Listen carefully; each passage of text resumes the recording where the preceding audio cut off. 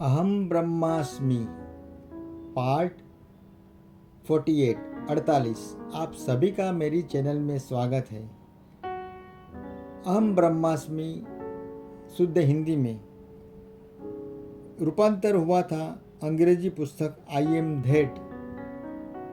इस बुक में श्री निसर्गदत्त महाराज और उनके शिष्यों के दौरान हुए वार्तालाप का आलेखन है। आज हम पढ़ेंगे अध्याय 54। शीर्षक है देह और मन अज्ञान के लक्षण। प्रश्नकर्ता, हम लोग इस दिन व्यक्ति, साक्षी और परम तत्व, व्यक्ति, व्यक्त और अव्यक्त के संबंध में बातचीत कर रहे थे। जैसा कि मुझे स्मरण है, आपने कहा था कि एकमात्र परम तत्व ही वास्तविक है और साक्षी स्थाल काल के किसी निश्चित बिंदु पर ही परम होता है। व्यक्ति सूक्ष्म और स्थूल स्तर पर अस्तित्व रखने वाली वह जैव प्रणाली है जो साक्षी की विद्यमानता से प्रकाशित और प्रकट हो उठती है। मैं इस विषय को ठीक से नहीं ग्रहण कर पाया, ऐसा मुझे लगता है। क्या हम पुनः इस पर चर्चा करें? आप मदाकाश, चिदाकाश और परमाकाश इन शब्दों का भी प्रयोग करते हैं। वे व्यक्ति साक्षी और परम से किस रूप में संबंध रखते हैं? महाराज, मदाकाश है प्रकृति, अनेक सत्ताओं का महासागर। यह भौतिक स्थान या आकाश और वह सब कुछ जो कि इंद्रिय गम्य है। चिदाकाश चित्त अर्थात चैतन्य का विस्तार है और काल संवेदन और परिचय का मनोगत स्थान है और स्थान काल से परे की वास्तविकता को की मन से रहित है, भेद शून्य है। सबकी अनंत संभाव्यता, इन्फिनिटी पोटेंशियलिटी, स्तोत्र और मूल, गहनता और सार पदार्थ एवं चेतना है, पर फिर भी दोनों से परे की वस्तु है, वह है परमाकाश। यद्यपि इसका संवेदन संभव नहीं, पर इसे साक्षी के नित्य साक्षित्व, संवेदनकर्ता के संवेदन, समस्त अभिव्यक्तियों के उद्गम अंत, काल और स्थान के मूल और हर कार्य कारण श्रृंखला में निहित आदि कारण के रूप में अनुभव किया जा सकता है। प्रश्नकर्ता, व्यक्ति और व्यक्त और अव्यक्त में क्या अंतर है? महाराज, कोई अंतर नहीं। विश्व प्रकाश से परिपूर्ण है जिसे तुम नहीं देख पाते, पर उसी प्रकाश को तुम दिन में प्रकट प्रकाश की तरह देख लेते हो। और यह दिन का प्रकाश जिसे प्रकाशित और स्पष्ट करता है वह है व्यक्ति। व्यक्ति सदा विषयी होता है, साक्षी सदा विषयी सब्जेक्ट है और उनकी परस्पर निर्भरता का संबंध उनके परम ऐक्य का ही प्रतिबिंब है। तुम कल्पना करते हो कि वे परस्पर भिन्न और पृथक अवस्थाएं हैं, पर ऐसा नहीं है। वे वही एक चेतना है जो या तो गतिशील है या स्थिर, और इनमें से प्रत्येक अन्य के प्रति चेतन है। चित्त के माध्यम से मनुष्य संसार के रूप देता है और संसार मनुष्य को। चित्त दो अतियों के मध्य की एक कड़ी या पुल, उन्हें हर अनुभव में संतुलित और परस्पर जोड़ने वाला तत्व है। संवेदित विषयों की समिष्ट और तुम पदार्थ मैटर कहते हो, और सारे संवेदनाकर्ताओं की समिष्ट और वैश्विक मन, इन दोनों का ऐक्य आइडेंटिटी अपने आप को संवेदन, समता और संवेदन, सौहार्य और मेधा, सौंदर्य और प्रीति के रूप में अभिव्यक्त करता हुआ शाश्वत रूप से अपना प्राण देता रहता है। प्रश्नकर्ता, क्या सत्व, रज और तम ये तीनों गुण केवल पदार्थ में ही होते हैं या कि ये मन में भी हुआ करते हैं? महाराज, चूंकि मन और पदार्थ मूलतः एक ही वस्तु है, इसलिए ये दोनों में ही होते हैं। केवल परम तत्व ही ऐसी वस्तु है जो कि तीनों गुणों से परे है, और वस्तुतः वह केवल अपना अपना मत या दृष्टिकोण भर होता है। मन से बाहर सारे भेद मिट जाते हैं। प्रश्नकर्ता, क्या जगत इंद्रियों से उत्पन्न हुआ है? महाराज, जैसे जागते ही तुम अपना संसार रच लेते हो, इसी प्रकार जगत का भी प्रस्फुटन और विस्तार होता है। मन अपनी पांचों ज्ञानेंद्रियों, पांचों कर्मेंद्रियों और चेतना के 5 माध्यमों शब्द, रूप, रस, स्पर्श और गंध के द्वारा स्मृति, विचार, तर्क और अहम बुद्धि की तरह प्रकट हो जाता है। प्रश्नकर्ता, अब तो विज्ञान ने सभी क्षेत्रों में अत्यंत उन्नति कर ली है। अपने पूर्वजों की तुलना हम लोग अपने देह और मन को कहीं अधिक अच्छी तरह जानने लगे हैं। मन और पदार्थ के वर्ण और उनके विश्लेषण की पारंपरिक विधि अब और अधिक विधि मान्य नहीं रह गई।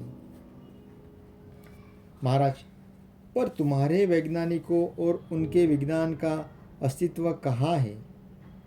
क्या तुम्हारे मन की प्रतिमाओं की ही तरह वे भी केवल तुम्हारे मन में ही नहीं होते? प्रश्नकर्ता, यहाँ पर मौलिक रूप से अंतर है। मेरी दृष्टि में वे मेरे मन के प्रक्षेपण नहीं हैं। वे मेरे जन्म से पूर्व थे और जब मैं मर जाऊंगा तब भी रहेंगे। महाराज, अवश्य जब एक बार तुम काल और स्थान को सत्यता देते हो तो तुम अपने को अति शूद्र और अल्पजीवी समझने लगते हो। पर क्या वे वास्तविक है? वे तुम पर निर्भर होते हैं कि तुम उन पर निर्भर हो। देह की तरह तो तुम स्थान के अंतर्गत अवश्य हो। मन के रूप में तुम काल के अंतर्गत हो। पर क्या तुम केवल मन युक्ति एक देह भर हो? क्या तुमने इस बारे में कभी खोजबीन भी की? प्रश्नकर्ता, इस हेतु न तो मुझे कोई प्रेरणा ही थी और न ही इसके लिए कोई विधि मेरे पास थी। महाराज, मैं उन दिनों का सुझाव दे रहा हूँ, पर अंतर्दृष्टि और विवेक वैराग्य के साथ प्रत्यक्ष तुम्हें ही कार्यरत होना है।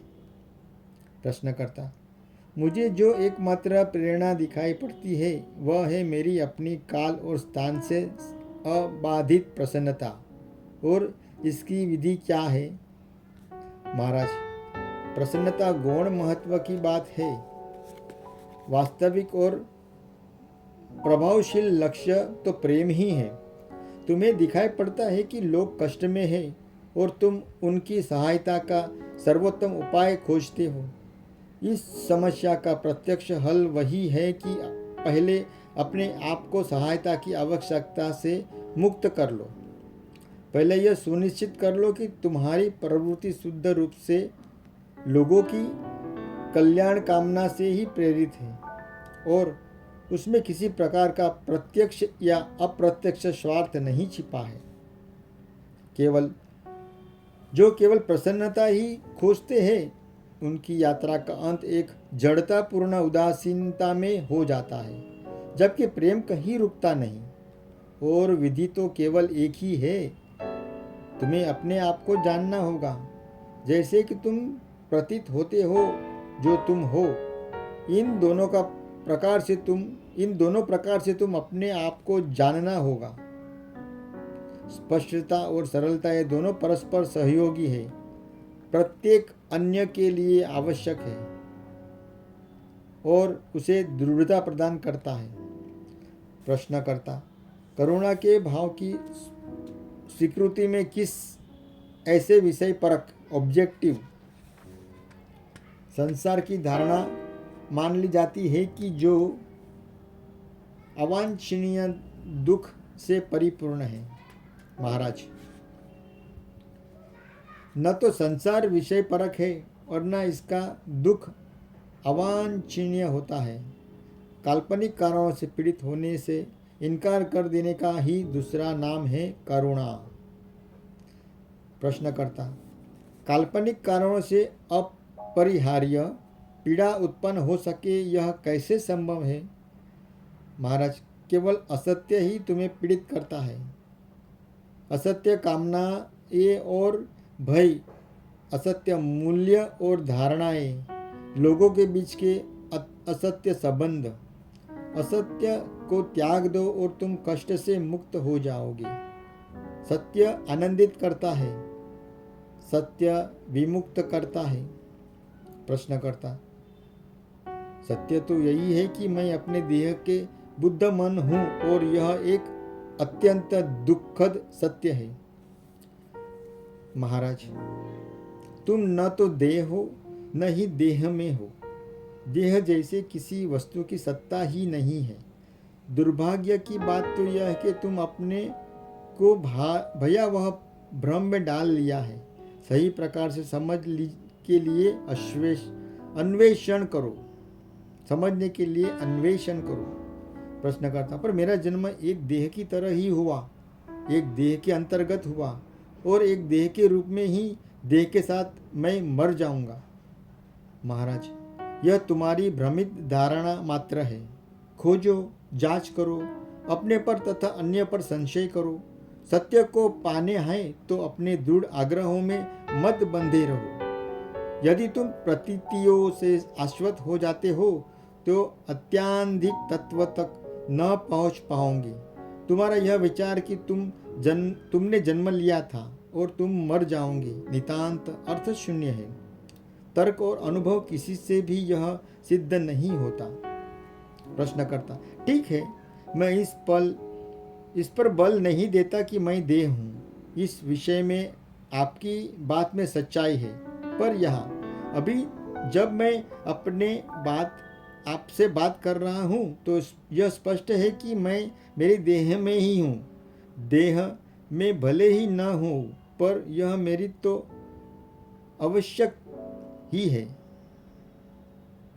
महाराज, तुम्हारे अस्तित्व हेतु संपूर्ण अस्तित्व सतत सहयोग कर रहा है, अतः संपूर्ण विश्व तुम्हारे देह है। इस रूप में तुम्हारी बात से मैं सहमत हूँ। प्रश्नकर्ता,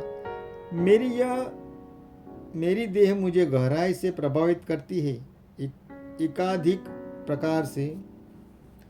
मेरी देह मेरी नियति ही है, मेरा चरित्र, मेरी मनस्थिति या मेरे प्रतिक्रियाओं के प्रकार, मेरी इच्छाएं और भय, चाहे फिर वे जन्मजात हो या सीखे हुए हो, देह पर ही अवलंबित है।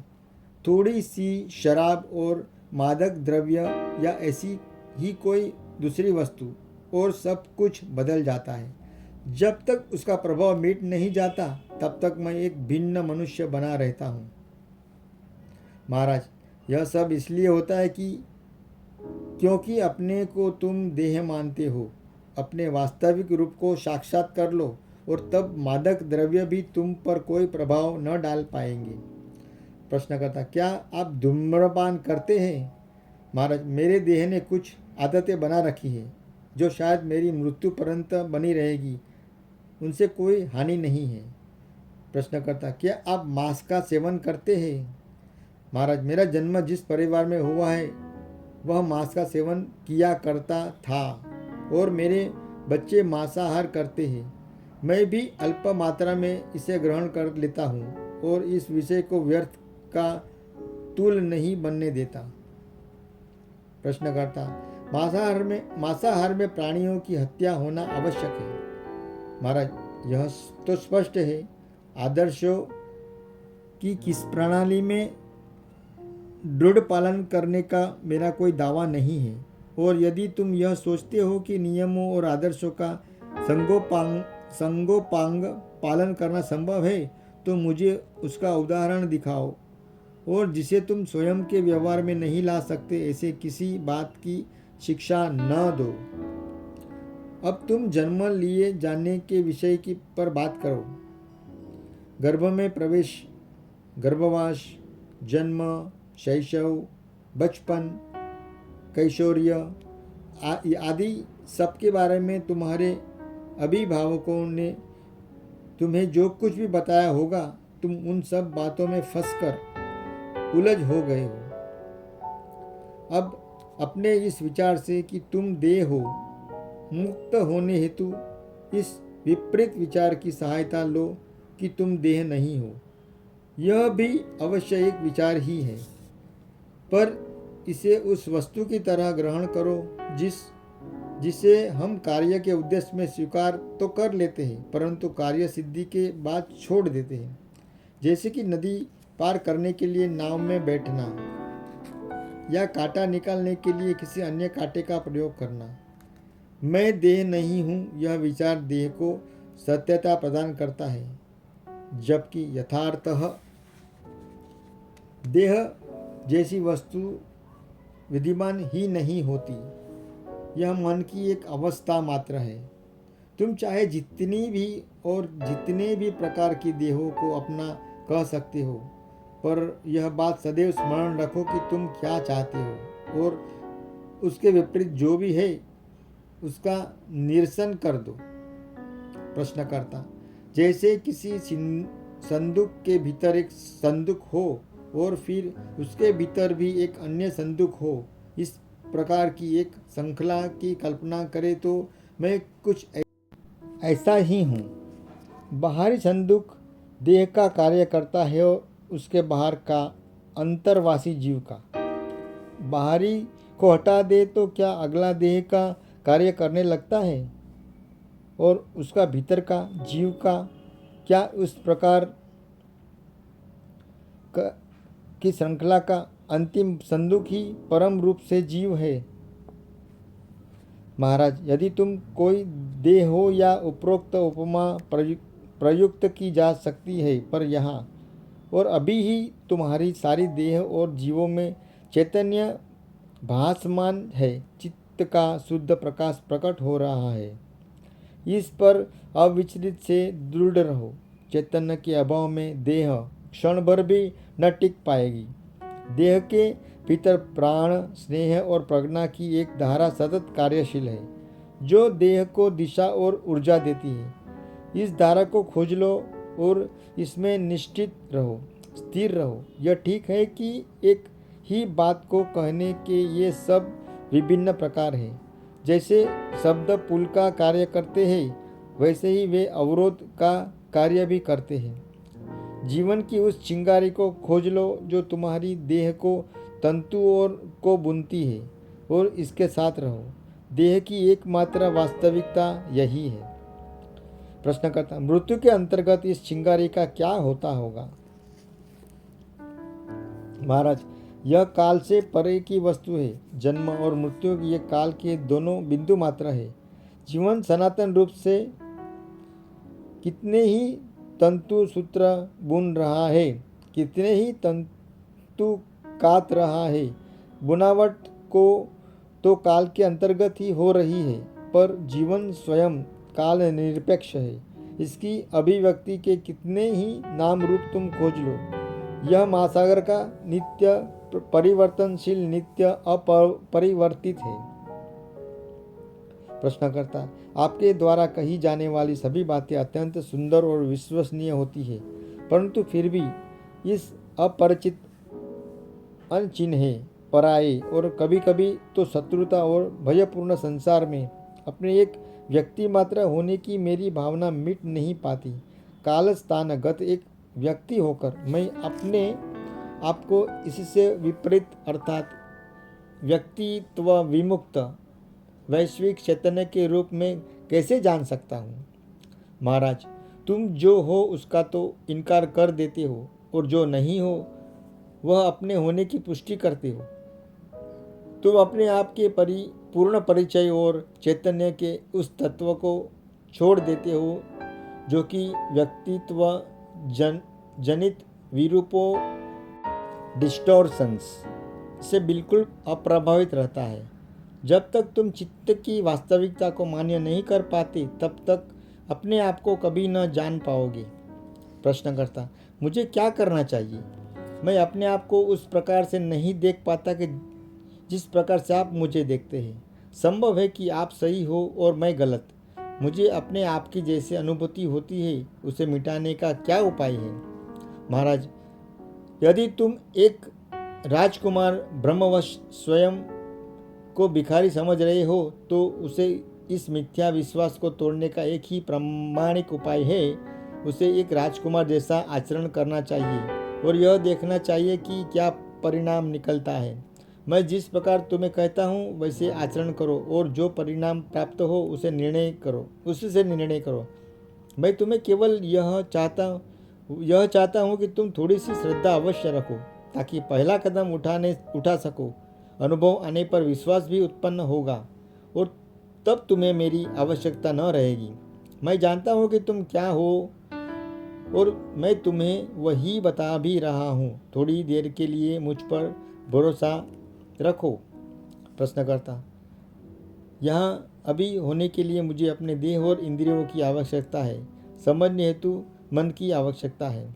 महाराज, देह और मन अज्ञान के लक्षण है, विभ्रम के लक्षण है। इस प्रकार व्यवहार करो मानो कि तुम शुद्ध चैतन्य हो, देह और मन से रहित हो, काल और स्थान से रहित, कहाँ कब और कैसे से परे हो। इस पर गहन दृष्टि डालो, विचार करो, इसकी वास्तविकता को स्वीकार करना सीखो। हर समय इसका विरोध और इसे अस्वीकृत ही मत करते रहो और कम से कम इतना तो करो ही कि अपने मन को ग्रहणशील और खुला रखो। बाहरी को भीतर की दिशा में मोड़ना है और मन और अपने देह को उस वास्तविकता की अभिव्यक्ति करने दो जो सर्व है, वो सर्वातीत है। सफलता प्रयोग करने से ही मिल सकती है, केवल तर्क से नहीं। कृपया मुझे मेरे प्रथम प्रश्न पर लौटने दो। एक व्यक्ति होने की भूल का उद्गम क्या है? प्रश्नकर्ता, कृपया मुझे मेरे प्रथम प्रश्न पर लौटने दो। एक व्यक्ति होने की मूल का उद्गम क्या है? महाराज, परम तत्व काल से भी पूर्व है। परम स्थान चैतन्य का है। स्मृतियों और संस्कारों का एक समूह अवधान को आकर्षित करता है। चैतन्य एक बिंदु पर संकेंद्रित हो जाता है और तुरंत ही व्यक्ति प्रकट हो उठता है। चैतन्य के प्रकाश को हटा दो, निद्रा या मूर्छा में चले जाओ और व्यक्ति लुप्त हो जाता है। व्यक्ति प्रकट और अप्रकट होता रहता है। काल और स्थान चैतन्य से सीमित है और परम तत्व अव्यक्त है। भाइयों, यहाँ पर हमारा अध्याय 54 समाप्त होता है। श्री कृष्णार्पणमस्तु। फिर हम मिलेंगे नए अध्याय के साथ में कल फिर से। तब तक के लिए जय श्री कृष्ण, हरे कृष्णा, ओम शांति, हरिओम। आप सभी को शुभ रात्रि। भाइयों, मेरा ये प्रयास यदि आपको अच्छा लगे तो मेरी चैनल यूट्यूब पर है @जीवनरथ_अनिल। इसे कृपया लाइक, शेयर और सब्सक्राइब करिए। इससे मुझे और उत्साह मिलता है मेरे नए वीडियो बनाने के लिए। तब तक शुभ रात्रि। धन्यवाद। आपने मुझे शांतिपूर्ण सुना, उसके लिए बहुत बहुत धन्यवाद।